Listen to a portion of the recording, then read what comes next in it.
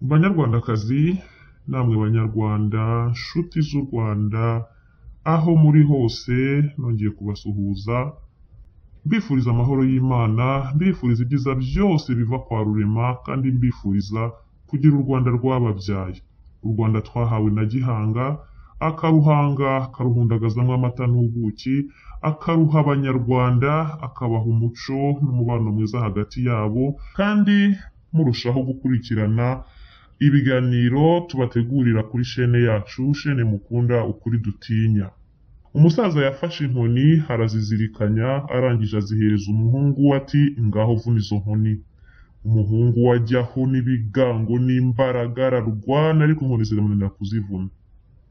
Hanyuma umusaza mu bunararibonye bwe no kureba kure kwe ndetse na experience yari afite y'ubuzima, afata za nkoni arazitandukanya, amaze kuzitandukanya avuna imwe imwe arazirangiza. Uyu mugani twakagombye kuwugira intwaro cyangwa se ikintu dukuraho urugero rw'ubuzima bwacu bwa minsi yose. Uyu mugani rero kandi ukwiye no kutubera icyitegererezo kiturinda gusenyana, tatanya imbaraga, niho umwanzi ahera tunanira kumutsimbura, tukaba turi imahanga twakagombye kuba turi mu rwatubyaye, tunywa kuri ayo mata n'ubuki Gihanga yadushyiriye mu rwo yaduhangiye. Impamvu rero mbazaniye umugani ni iki: hari abanyarwanda benshi bagera kuri 95% bari mu kababaro, bamwe bagaterwa n'ubuhunzi, abandi bagaterwa ku kababaro no kuba bari mu gihugu cyabo batagifitemo ijambo, abandi bakagaterwa no kuba bamburwa ibyabo cyangwa bagakeneshwa, ariko kandi bakaba ntawe babwira bati iki ntikigenda cyangwa kiriya ntikigenda. Ibyo mbivuze nk'ibibazo bisanzwe, ariko sinirengagije ko hariho n'ibibazo by'umwihariko byaje bitewe n'icyorezo cyaziye isi, aho umunyarwanda afatirwa ibyemezo atagishijwe inama, yewe nta n'uwaciye ku ruhande ngo avuga ati iki gishobora kubangamira umunyarwanda cyangwa se ntikimubangamire. Bityo nkaba navuga ko abanyarwanda bayobewe nk'intama, zo zigenerwa aho zijya kurisha, zikanagenerwa isaha yo kujyayo n'iyo gutaha. Aha rero niyo mpamvu uje kubabwira ibi bintu bitatu, kuko nibyo bikenewe kugira ngo tubashe gukemura ibi bibazo byugarije abanyarwanda. Mu gutangira rero, nk'uko mu kiganiro cyacu gishize nari nabagejejeho ikibazo cy'amacakuri yarimo abibwa na Aloyizi Simpunga ndetse n'umutumirwa we John Sembaburanga kuri radiyo Urumuri. Uyu munsi naje kongera nditegereza nsanga ahubwo byarabaye akarande cyangwa se virusi irimo kwirukanka mu banyarwanda. Nkaba mvuga rero nti banyarwanda, banyarwandakazi, utarafatwa n'iyo virusi naharanire kwitamugeraho, kandi n'uyifite banyarwanda bagenzi banjye muze tumwegere, tumushakire umuti kugira ngo itamuhitana. Iyi virusi rero ikaba iterwa n'iki? Iyi virusi iterwa n'uko abanyarwanda dufite ikibazo cy'amakuru make dufite, abandi tukaba dufite faiblesse. Muri aka kanya rero nagira ngo mbabwire inkuru y'akababaro igeze mu mitwe y'abanyarwanda iturutse kuri chaîne YouTube yitwa Isi n'Ijuru. Iyi chaîne YouTube ni chaîne y'umunyapolitiki wita ko ari president wa guverinoma yo mu buhungiro, Padiri Thomas Nahimana. Muri iki kiganiro rero ndagira ngo mpumurize kandi nsaba abanyarwanda kutagendera mu kigare cyangwa se ngo bayobywe, kandi bafite amaso, bakaba bafite n'ubwenge bwo kubayobora. Uyu munsi Thomas Nahimana arihanukiriye ati inzira yo kugira ngo abanyarwanda babone amahoro iri mu byiciro byinshi. Hari ugukoresha inzira yo kuvuga, hari no gukoresha inzira y'umuheto. Atari ko ikibabaje nuko iyo nzira y'umuheto idahari, nta n'abayitekereza. Aha nakwibaza nti ese Padiri Nahimana ni ikivejuru kitaramenya ibiri ku isi? Padiri Nahimana se yahuye n'ikibazo cy'iyozwabwonko? Padiri Nahimana se yeskorotse abanyarwanda none aratinya yuko bamubwira bati ibyo twaguhaye wabikoresheje iki, ko ibikorwa turimo kubona ntaho bihuriye nawe? Padiri Thomas Nahimana aratinya iki? Arabura bwa bumwe, akabura ubutwari, akabura no kuba uwo ari we? Kuko mu ndangagaciro z'abanyarwanda, umunyarwanda watangiye kugoreka indimi akagira indimi mu kanwa aba yatakaje ubunyarwanda mu rwego rw'umuco wacu. Ikindi kandi umunyarwanda wagiye gusebanya karubanda nawe aba yiyambitse igisuzuguriro. Icya gatatu, umunyarwanda utagira ubumwe, umunyarwanda utifuza ibyiza by'u Rwanda n'abanyarwanda, akaba nyamwigendaho cyangwa se akurura yishyira akumva ko nta wundi wajya mbere, uwo ni wa wundi bajyaga baririmba kera ko ari Karimi ka Shyari. Padiri Nahimana se yababaye Karimi ka Shyari? Muri iki kiganiro rero nkaba nifuza kubabwira ubumwe bw'abanyarwanda bwakagombye kuranga abanyarwanda bose, bahuriza hamwe nk'abanyarwanda, barwanira kimwe nk'abanyarwanda, buri munyarwanda ashakira mugenzi we ibyiza, kandi buri munyarwanda akarwanira inyungu z'abanyarwanda bose aho kurwanira inyungu ze bwite. Umunyarwanda rero warenze kuri ibi aba yabaye igifura, kuko iyo abikomeje ahinduka umugambanyi, agahinduka umujura mu ngeri zose, agahinduka ikivume muri kominote y'abanyarwanda, ndetse kera bwo abasokuruza bacu bashoboraga no kumuca ku gasozi yari atuyeho, kuko ntawongeraga kumugirira icyizere cyangwa se ngo amuhe icyubahiro nk'umuntu uhagaze, yaba umugabo cyangwa umugore. Icya kabiri nababwiye ubutwari. Umunyarwanda yarangwaga n'ubutwari aho yabaga ari hose, akagenda arata u Rwanda rwamubyaye, ndetse akarata n'abakora ibikorwa by'indashyikirwa muri urwo Rwanda. Iyo umunyarwanda yifatiraga ku gahanga abanyarwanda bagenzi be, icyo gihe nabwo yitwaga ikigwari, kuko yabaga agaragaje ko ari umuntu udashoboka muri kominote arimo, cyangwa se ari umuntu w'umushukanyi. Ikindi navuzeho, nababwiye ubumwe, mbabwira ubutwari n'ubunyarwanda. Umunyarwanda rero mu ndangagaciro ze yirinda kubeshya cyangwa kwifatira abandi ku gahanga nta mpamvu. Umunyarwanda nyawe yirinda ibihuha, akwirinda camakirizwa abandi, kuko byabaga ari ikizira cyane cyane ku gitsina gabo. Nyuma rero yo kubabwira ibyo bintu bitatu byarangaga umunyarwanda, ubumwe, ubunyarwanda n'ubutwari, kandi nkababwira ko ntatekereje kubabwira mbikurije ku biganiro bibiri bimaze guhita byikurikiranya muri iyi minsi. Hahise ikiganiro cya Aloys Simpunga aho yifatiye ku gahanga FLN, hanyuma uyu munsi hahise ikindi kiganiro cya Padiri Nahimana kitaramara n'amasaha menshi, nawe havuze ko FLN itabaho. Aha rero niho nibajije niba Padiri avuye mu ijuru akaba atazi ibiri ku isi. Ariko nyuma yo kwibaza icyo kibazo, narebye hirya no hino mu bindi biganiro yagiye atanga no mu bikorwa yagiye akora, nza kubona igisubizo aricyo ngiye kubasangiza. Banyarwandakazi, muzi ko Thomas Nahimana ngo yaje kwinoma perezida wo mu buhungiro. Ntabwo tuzi uwamushyizeho, tuzi na procedure byanyuzeho ngo ashyirwemo, ariko tuzi ko perezida w'igihugu atorwa n'abaturage. Sinzi rero niba mu baturage bari mu buhungiro nibuze hari na 5% batoye Padiri Nahimana ngo ababere perezida. Icyo ubwo azakidusubiza nabishaka. Ikindi kandi sinibaza niba abanyarwanda baratoye Padiri Nahimana kubabera umuvugizi. Aha nababwira nti abamutoye mwataye umwanya, kuko mwikururiye ikishi, mwikururiye isi harusahuzi, mwikururiye igisambo kizajya kibanyunyuza imitsi, kibabeshya ibyo kizabakorera kandi kitazabigeraho. Urugero, yatubwiye yuko azajya mu matora, aragenda dukinira ikinamico ngo yafungiwe ku kibuga cy'indege, arangije ati nagarutse. Ese banyarwandakazi, uyu munsi turi mu kibazo gikomeye cy'ihurizo rya Paul Rusesabagina washimutiwe ku kibuga cy'indege i Dubai.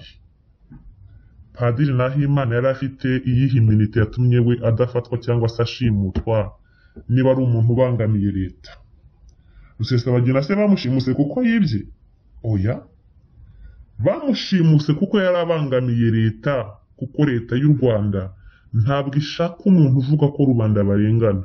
Aha rero nkavuga nti iri ni ihurizo ku banyarwanda, ndetse nkanabwira abanyarwanda ntibyaba byiza mukangutse, kuko mushobora kuba muri kumwe cyangwa se turi kumwe n'abarusahurira mu nduru bashaka kuzuza ibifu byabo, ariko kandi badashaka inyungu z'abanyarwanda. Padiri Thomas Nahimana ni umunyarwanda uvuga ko ayoboye leta yo mu buhungiro, uvuga rwose ko ashaka gusimbura perezida wa Repubulika y'u Rwanda. Ni gute yageze i Nairobi akagaruka ntanagire n'ikintu asitaraho na kimwe, mu gihe Paul Rusesabagina wari wigiriye mu rugendo rwe, gahunda ze yipangiye nk'umuntu yashimuswe azira gusa ko ari umuntu uvuga ko abanyarwanda barengana. Ese imvugo ya Nahimana yaba itandukanye n'iya Rusesabagina? Ubwo bitandukanye, Nahimana yabavugira abandi bantu batari abanyarwanda kuko wavuga ntibimugireho efe negatifu, abandi bavuga bagahigwa butware. Aha rero nkavuga nti banyarwanda abanyarwandakazi abegereye Padiri Nahimana, mwadufasha mukamugira inama akibuka ko mu ndangagaciro z'abanyarwanda gusebanya bibujijwe, mu ndangagaciro z'abanyarwanda gushyashyaza no gucamakazwa birabujijwe, mu ndangagaciro z'abanyarwanda kubeshya abantu icyo utazabakorera ni ubuhemu, ni ubwambuzi, mu ndangagaciro z'abanyarwanda gusenyana, gutatanya amaboko cyangwa se guteranya abantu ku bushake birabujijwe. Padiri Thomas Nahimana, niba ushaka kuyobora abanyarwanda, iga kwiyobora, iga gukontorora ururimi rwawe, iga kumenya ibyo uvuga n'ibyo utavuga, kuko no kuba umuyobozi bigira standard, bigira ibibiranga by'ibanze. Navuga nk'imyitwarire, imivugire ndetse n'imibanire n'abandi. Uzayobora se gute abanyarwanda ucamakazwa? Uzayobora gute abanyarwanda uhubagurika mu magambo uvuga? Uzayobora gute abanyarwanda ubabeshya ukabarya utwabo, wamara kubura igisubizo ubaha ugatangira kubeshya ngo fereni ntibaho, ngo inzira y'umuheto ngo yashoboka, ngo ariko ngo ntayihari, ngo nta n'uyitekereza. Niba se ushaka kuyobora abanyarwanda ukaba udatekereza ko igihugu kigirwa n'ingabo zikirindira ubusugire, uzakiyoboza amagambo se? Wenda yuzi kuyavuga, ariko se aho wayavugiye yatanze uwuhe musaruro uretse kwiba abanyarwanda? Hari ikindi wakuyemo? Kagame yaraguhamagaye se ngo mwicarane, mwaraganiriye se mwageze kuki? Icya kabiri, Thomas Nahimana, nagira ngo utubwire niba ari wowe Karimi Kashyari. Niko kakandi babiririmbiye bati niba utaravuzwe si ubucuma baguciye, ahubwo nibanga bakugiriye, kuko bari bazi kuzihana. Uyu munsi wa none aho kwihana ngo usabe imbabazi abantu wirirwa wambura amanywa nijoro, uraje wifatiye ku gahanga rubanda, uberetse ko ari we wenyine ushoboye, ndetse uvuze ko nta n'umuntu uteganya kugira ikindi akora uretse wowe. Wariye utwo wambuye mu mahoro, ko nta polisi kuri hejuru, iby'abapfapfa ko biribwa n'abanyabwenge, wabarushije ubwenge ubarusha ururimi ruzi kuvuga, nabo bareba hafi barayakurundumurira. Uyu munsi rero wishaka kwisobanura uvuga ko ari wowe wenyine ufite umugambi wo gucyura abanyarwanda, ngo wongereho ngo inzira y'umuheto irashoboka, ngo ariko ngo ntihari nta n'uyiteganya. Ubwo se ushatse kuvuga iki? Ushatse kuvuga ko FRN idahari? Ushatse kuvuga se kutayizi? Wakweruye se ukavuga uti nareshuwe, narinzi ko nzabona ingabo, naramobilije hirya no hino, ubuse nzakuzanire abo waciyemo mu bihugu byo muri Afurika ngo bagushakire ingabo ugaheba? Uyu munsi umaze kuziheba uti nzabikoresha umunwa. Reka kuyobya abanyarwanda, reka kuyobya abanyarwanda, mukunde ukomeze ubakureho indonke. Abanyarwanda bari mu kababaro kabo, imyaka 27 irashize.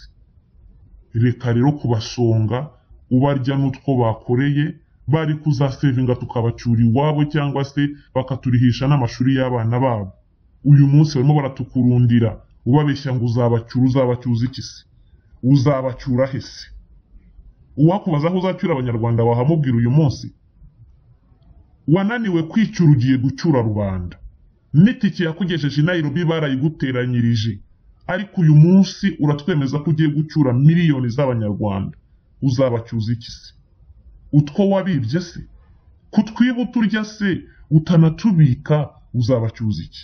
Reka gucamakazwa, reka kuvuga ibyo utazi, reka gusenya umuryango nyarwanda, reka gushuka abanyarwanda.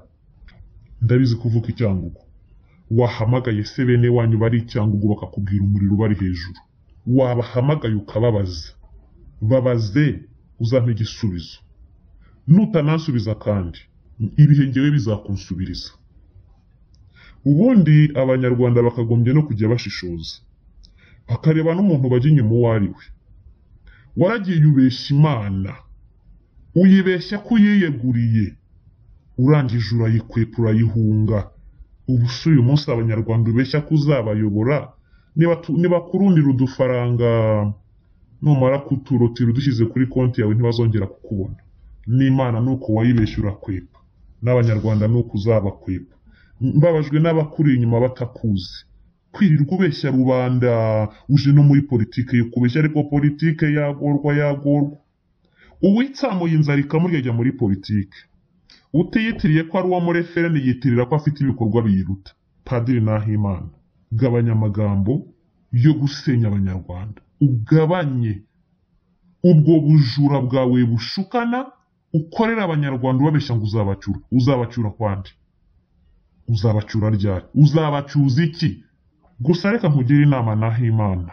Mfite amakuru y'impamo ko ari wowe, ari na Aloyizi Simpunga mufite ubatuma ngo muze gusenya CNRD-FLN.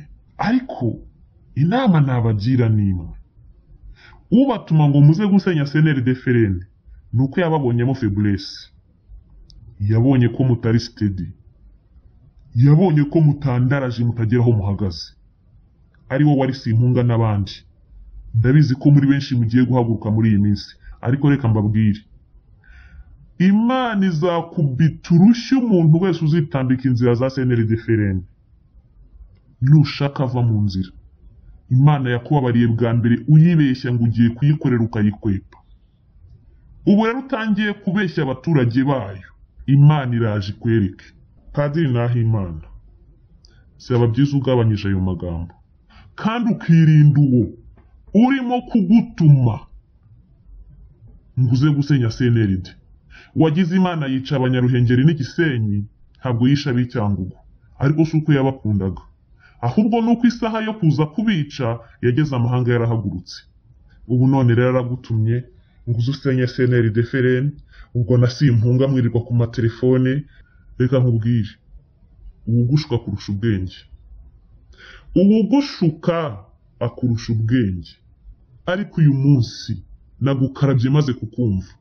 Wavuze byinshi tukibwira kuzihana, ariko uyu munsi warenze umurongo. Nahimana, reka abagushuka usanga abo bakamufatanye kubaka u Rwanda. Bigaragara ko utazi FLN. FLN ni ingenzi zavutse mu zatereranywe. Aho bari basa naho bababaye, basa naho baremerewe, ariko barazamuka imisozi batambika ibibaya.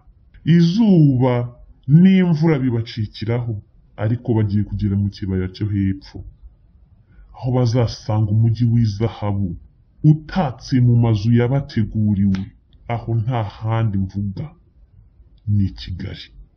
aho niho bazambikirwa imikindo yo gutsinda n'amakamba y'icyubahiro, ubwo bazicara ku ntebe nkuru, ubwo induru yabo izaba ishimwe ivuga iti insinzi, insinzi, twageze mu gihugu cyacu, tugeze mu mujyi wacu, aho bazarangurura bati nimuze twambare imikindo yo gutsinda, nimuze twambare amakamba y'icyubahiro, nimuze duhoberane dukoresheje amaboko y'insinzi, nimuze twambare amakamba yo gutsinda. Thomas Nahimana, sinkwifuriza kuzabura hafi y'iyo ntebe y'icyubahiro, ndagusaba ngo uhinduke kugira ngo uzabe kuri ayo meza, kuri iyo ntebe y'icyubahiro. Ibi ni ibyahanuwe, byahanuwe kera cyane, nanjye navutse mbisanga. None se niba utemera ibi, ntiwemera n'indagu z'amagayane? Ati rukara ruvuye mu ishyamba ruzaguti kuri icumu mu rubavu. Bavuze se ko ari Nahimana uzava mu Bufaransa agati kuri icumu mu rubavu? Bavuze rukara ruzava mu ishyamba, uwo nta wundi ni Efereni. Uwo ninde Nahima? Nakubwiye ko ari Efereni. Ubwo utinya kumusohora mu kanwa kawe rero, ntuzatangare utinya no kujya kumuhobera ngo aguhobeze ya maboko y'insinzi. Ndakugira inama nk'umuvandimwe, ngo ntuzabure kuri ya meza, aho icyo mwita induru kizahinduka insinzi, insinzi, insinzi. Buri wese akambikwa amakamba yo gutsinda. Ntuzabura aho ngaho.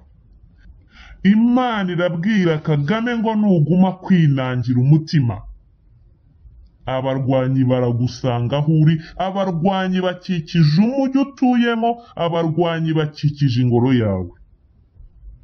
Ntabwo yigeze avuga ngo abavuzi b'amahamba, ntabwo yavuze ngo abavuzi b'amagambo, ntabwo yavuze ngo hari abantu baje, yavuze ngo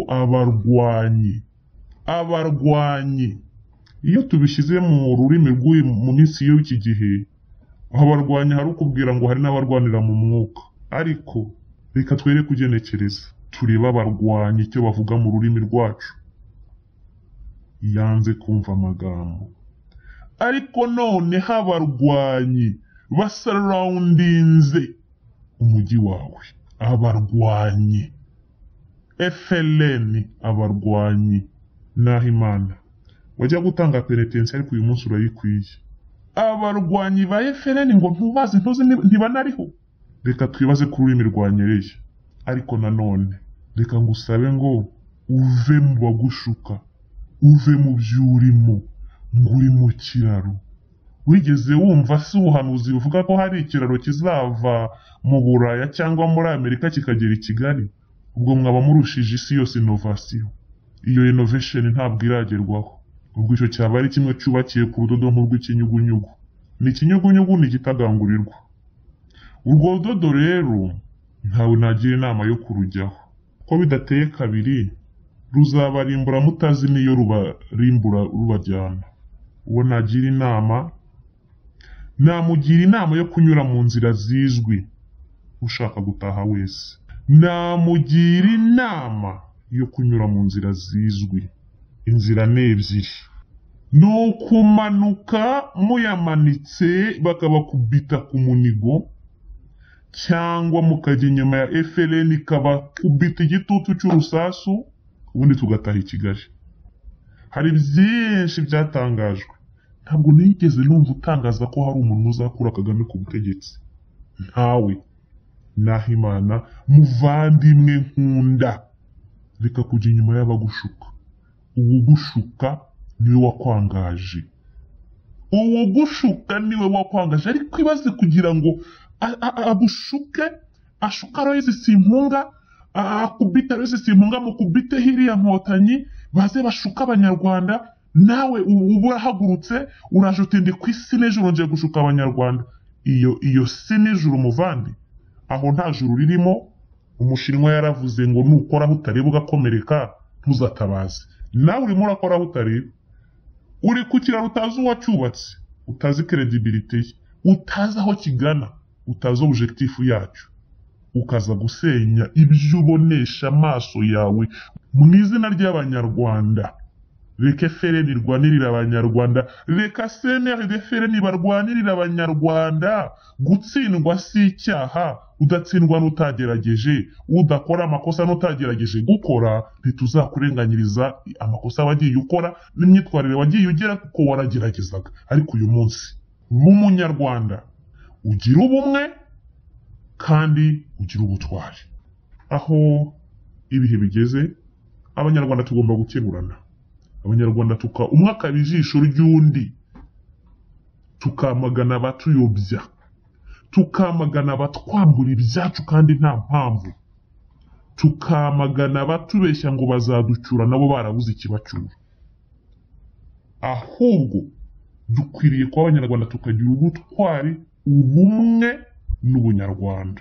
Umunyarwanda, munyarwandakazi urambiwe no kwitwa impunzi, ukaba urambiwe no kuba imahanga, ukaba urambiwe no kuba uri mu Rwanda utagiramo ijambo, ukaba urambiwe n'itotezwa rya buri munsi ry'ubuyobozi bubi dufite mu Rwanda, haguruka utere inkunga CNRD-FRN, tera inkunga CNRD-FRN, va ku giti dore umuntu, uva mu bidafite agaciro dore CNRD-FRN, ingabo ziri ku rugamba, ingabo zatesheje umutwe w'agatsiko ka Kigali, ingabo zavugishije amangambure benshi, barimo Thomas Nahimana, barimo Aloys Simpunga, barimo John Simbaburanga. Ibi kandi bakabiterwa na yanda nini ngira ngo mwamagane, yanda nini ngira ngo mwamagane, uwo bahaye uduhumbi dutanu yumva ko ikiraro cy'abantu bazanyuraho bataha. Byahe byakajya, FPR yanyuze ku kiraro, ngaho nimuyinyuzeho muyikura mu gihugu, nimubitwereke. Ariko FRN iratwereka ibikorwa. Kuki tudafunguka amaso Banyarwanda? Ndabashimiye mwese kandi mbifuriza gufunguka amaso. Nimufungura amaso, mukora ubushakashatsi, mumenye ibikorwa bya FRN, mumenye n'ibinyoma by'ababashwe ngo nimubaha amafaranga bazabacura mu gihugu nabo barananiwe kwicyura. Ndabashimiye rero kandi mbasaba ngo tuzahure mukuri dutinya y'ubutaha. Imana ibarinde, Imana ibarinde ababashuka, Imana ibarinde ababasinziriza, Imana ibakomereze. CNRD-FRN izabasubiza kuri gakondo yanyu. Bye bye, naho utaha.